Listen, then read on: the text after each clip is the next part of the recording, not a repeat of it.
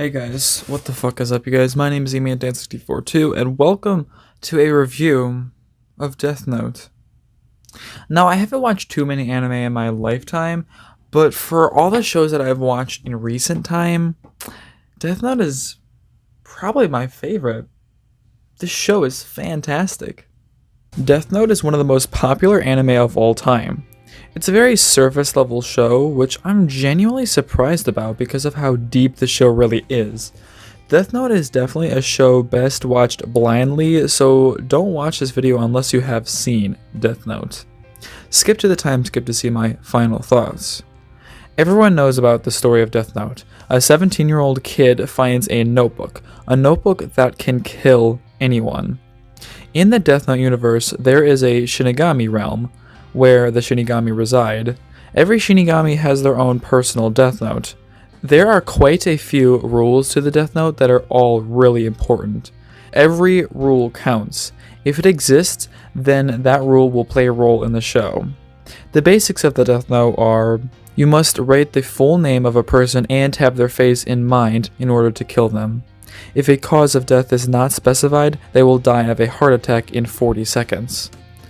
You can control when, where, and how a person will die, as long as it's possible. That's just the basics. There are a lot more rules. I love how this book that is at its core a notebook that could kill has so much more to it. And like I said, every word written in the book has an importance. This is certainly not a show that will forget details ever. Anyway, in the Shinigami realm, we meet Ryuk, a Shinigami who is bored with nothing to do, who just so happens to have stolen a secondary Death Note. Ryuk drops his second Death Note into the human world. He dropped it because of boredom, not for any extreme or important reason, but because of boredom. We find this out at the beginning too, so from the start of the show, we know that all the events are practically meaningless and only serve as simple entertainment for Ryuk. It's just really interesting that everything that has happened in Death Note only happens because of Ryuk's boredom. The Death Note could fall anywhere in the world, and just so happens to fall outside of a high school, and it would be found by 17-year-old Light Yagami. Light is a high school senior. He is a straight-A student with an extremely high IQ. There is one major problem with Light. He may be smart, but he is not wise. He is 17. Now, 17 is very young. In the grand scheme of life, 17 is not even an adult yet. I am currently 17. I know that at the age of 17, you are not the most mature you could be. Having a book that could kill anyone is way too much to handle for any mature adult, let alone a 17-year-old teenager. Light was also bored and fed up with the current state of the world before finding the Death Note. Light is immature, bored, and extremely intelligent, and that is not a good combination when dealing with such a powerful weapon. After some hesitation, Light takes the Death Note home. After killing a small criminal to see if it actually works, he has a revelation. He decides to bring what he believes to be justice to the world by killing off criminals under the alias that the media would dub him as Kira. My favorite part of the show is the different takes on morale. On paper, killing the world's worst people doesn't sound that bad, does it? But is it okay to murder people, even though they are bad? This is just the question asked in the very beginning of the show. As Death Note goes on, there's many more elements added, making this question of morale harder and harder to answer. Now, if I asked you viewers if what Light did was okay, I'm sure some people would say yes and some people would say no. But if you were asked in front of an audience or on Twitter, more people would say it wasn't okay. It's just common sense that when in front of others, more people tend to act towards the general consensus of what is right. But if you remain anonymous, you can have whatever views you want. Most people in Death Note agree that what Kira is doing is wrong, aside from a few. But we are only really shown to a specific group of people in the show, mostly. A lot of them are part of the police force, the people upholding the law. So more people in the show are cut and dry. They are for Kira or against him. There isn't much in between. Except for the character Totu Matsuda. This character is the one exception. He is always questioning everything and everyone around him. He is really the self-insert for the viewer. He is the only person who acts truly human. By nature, we as humans always question everything, and most people are told to think a certain way in the show, but Matsuda doesn't. He's a really compelling character and one of my favorites in Death Note. The show is very similar to Breaking Bad in many ways. Walter White is very similar to Light Yagami in many ways. Well, the main one being them overcome with the power they have received, and their pride overcoming them and leading to their downfall. Breaking Bad is one of, if not my favorite show of all time, so I loved seeing this concept done similarly in Death Note. At the beginning of the show, there are not that many characters. Light is the protagonist, so we see him the most, but we see Ryuk the most aside from him. When coming into the show, I didn't know what to expect of Ryuk, but it was certainly not what we got. He is not as important or serious as I thought he would be. He is a much more funnier character who isn't taken seriously all the time. He is still a very powerful and important character. He is a demon god, but Light treats him as more of a roommate and asks the occasional favor from him. Again, Ryuk is only a part of the show because he is bored and wants to be entertained. I like how we have this demon god character, but he acts as more of a comic relief character, with him becoming more vital and serious later in the show. And I like how he is a more objective force who is on neither Light nor L's side. Anyway, Light goes on a 5-day killing spree, killing off some of the world's worst criminals. Light sees himself as a god. He thinks that he will become the ruler of the new world. He will have killed all the bad people in the world. All of them except himself. Light is a compelling character because of his immature view on the world, but his absolute genius that could actually make it work. The media begins to pick up on these coincidental heart attacks. The National Police Agency begins investigating the matter with the help of the greatest detective in the world, L. We meet L early on, but we don't truly meet L until later on. The majority of the show is this cat and mouse chase between Light and L. This aspect of the show is so good. I like how the beginning of the show is pretty much just Light in his room writing down names. There are only a few characters we know, Light and Ryuk being the main ones, and L, but we don't actually see him or know anything about him at first. And the police department, including Light's father, Soichiro Yagami. But they aren't as important as they would be later on. The show escalates more and more as it goes on, with many new characters and places. This show is very thrilling and exciting. Even though most of it is about a kid writing in a book, the show manages to remain so engaging. The iconic potato chip scene is a perfect example. All Light does is eat a chip, but this scene is so well choreographed that it's so thrilling. Death Note, but popular equal bad.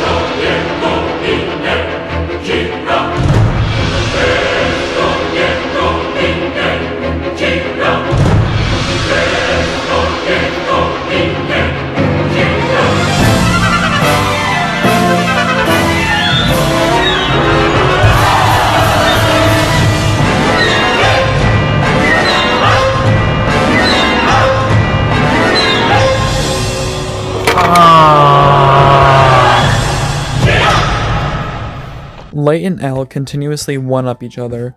L figures out that Kira has a connection to the Japanese police department, and he starts to notice Light. The Shinigami have the power to see people's names and lifespans just by looking at them. Ryuk offers this ability to Light, which would help him a lot since he needs a name and a face to kill. The only downside to this power is that it will halve Light's remaining lifespan. Light declines the offer since he wants to live as long as possible to see his utopia. Light's morale starts to take a nosedive when he kills the agent who is following him, Ray Penber, later his fiancée, Naomi Misura, and the other 12 FBI agents who were in Japan at the time. This is the point in the show where it gets objective that what Light is doing is wrong. Most of the task force quit the case except for 5. L reveals himself to those 5 and they work together to stop Kira. We are introduced to another character who will play a vital role in the rest of the show, Misa Amane. Misa's parents were killed before the show, but the killer was later killed by Kira. After that, she became obsessed with Kira. A Shinigami named Jealous fell in love with Misa and saved her. A Shinigami named Jealous fell in love with Misa and saved her life from the hands of a stalker. Shinigami are supposed to shorten human lives, not prolong them, so doing this kills Jealous. Another Shinigami, Rem, gives Jealous's death note to Misa, so now there are 2 death notes in the world. L begins to close in on Light, and the 2 finally meet. L asks Light to join the Japanese task force. Light agrees. Misa finds out that Light is Kira, and the 2 meet. This leads to many problems for Light. L finds evidence that Misa is the second Kira and he arrests her. Light has Misa give up her notebook, erasing her memory of ever having it. Light swaps his and Misa's notebook and tells Rem to give it to a greedy, selfish person, that being Kyosuke Higuchi, the head of the technology department at Yotsuba. Light offers to detain himself to prove he is not Kira, and while Light is in confinement, he gives up his death note. After over a month, Light and Misa are released. The Light we see here is a completely different person. It's almost believable that he was never Kira. The Light we see here is not Kira. He is actually a good person who cares for people. This goes on for a while, but Light catches on to Yotsuba and they catch Higuchi. The police find the death note and Light touches it, regaining all of his memories as Kira. This scene is one of the most chilling things I've ever watched. Seeing Light become Kira once more is so sad to see, as we know the good side of Light dies out once more. Light has Misa dig up the other death note, and she does the Shinigami Eyes deal again, having her lifespan once more. Misa begins to kill criminals again, and Rem kills L and his butler, Watari. L is gone. Dead. Ceased to exist. L was such a great and compelling character, but his biggest issue was his ego. He saw Light as a friend as well as a suspect. L wanted Light to be Kira, and that's where L failed. L didn't want to catch Kira. L wanted to catch Light. L saw Light as a friend, and Light also saw L as a friend. Light continues the investigation as L, becoming the head of the task force. L has 2 successors, Mello or M, and Nier or N. Both want to kill Kira. Mello and Nier represent the 2 sides of L, the pure logic that is Nier, and the emotional side that is Mello. Nier and Mello are pretty evenly matched, but Nier always comes ahead. This is important. Here we have a time skip. 5 years. Before that, I just want to take a second to praise the Death Note soundtrack. It is amazing. The best I've heard in any anime. It's mostly post-rock, which is a genre I love. It works so perfectly with the show. So 5 years has passed since where we left off. The post-time skip takes about half the manga, but only a third of the anime. The only problem I have with the anime is that everything post-time skip was rushed a bit. I wish that pre-time skip was its own season and post-time skip was made into another season. I think that would solve all the issues. I still think everything pre-time skip is near perfect, and post-time skip is very close. So the modern world has fallen under Kira's reign. Crime is at an all-time low, but at the cost of everyone's safety and happiness. Everything is just as Light wanted. Nier joins the FBI and forms a special provision for Kira, an American task force formed to catch Kira. Nier is the successor to L. He is Light's next main threat. Mello kidnaps the head of the Japanese police agency and wants the Death Note as ransom. Light kills him, but Mello kidnaps Light's younger sister, Sayu. Light joins with the SPK. The Death Note is given to the Mafia and Sayu is returned. Light gives up the notebook and gives it to his father, who makes the Shinigami Eyes deal. The task force raids the Mafia's hideout. Soichiro learns Mello's real name but doesn't kill him. He is severely injured, and he dies in the hospital later. And since Light did not have ownership of the notebook, Soichiro dies believing that his son was innocent. Nier becomes suspicious of Light, and Light gives the Death Note to Teru Mikami, a criminal prosecutor and an avid Kira supporter with a similar lust for justice like Light. Mikami starts deleting criminals in Misa's place. The SPK catches on to Mikami. Nier plans on a meeting time and place for them to meet the Japanese task force. Light has a plan to swap the notebook because he thinks Nier will try to swap them also, but Nier is one step ahead and replaces both notebooks with fakes, keeping the real one with him. They meet up at the warehouse where Nier finally catches Light, as well as Mikami. Light is cornered and he freaks out. He starts to break. The scene of Light's laugh is so disturbing. It's so perfectly done. He tries to write a name on a piece of the Death Note hidden in his watch, but he is shot by Matsuda. It's ironic that Matsuda is the most fazed by this revelation. Matsuda was the one always questioning everything, and it felt so good for him to get this final blow in. But before Matsuda could finish Light off, Mikami kills himself with his pen. This gives Light enough time to escape. And just like he said at the beginning of the show, Light is killed by Ryuk, who writes his name in the Death Note. Ironic. Light's death brings an array of emotions for me. I feel relief. All the tension that is built up over the show has finally paid off. Light is dead. Kira is dead. Nier won. Like I said earlier, Nier won because all he cared about was catching Kira. Nier was almost as ruthless as Light in that kind of way. This ending confirmed my dislike of Nier. Not as a character, but as a person. He is practically devoid of human emotion. That emotion is why L failed and Nier succeeded, but he is not a likable character for me. Shortly after this event, Misa kills herself by jumping off a bridge. Misa is a sad character. She was so easily manipulated by two people she looked up to the most, Light and Kira. Unlike Light, she wasn't really an awful person. It's so sad to see her fate. It's one that she definitely did not deserve. I love how in the end of the show, it's not directly told to us whether Kira was right or wrong. I also like how the show makes you question whether Light is truly a terrible person or not. When we see him as Kira, it's a very clear yes. He has killed numerous innocent people just to ensure his own safety, but I mean Light Yagami himself, not Kira. Very similar to Walter White and Heisenberg, we can question the character of Light. If Light never received the Death Note, would he have lived a nice, good life? He probably would have never thought of the idea of killing someone, but the power of the Death Note took over him.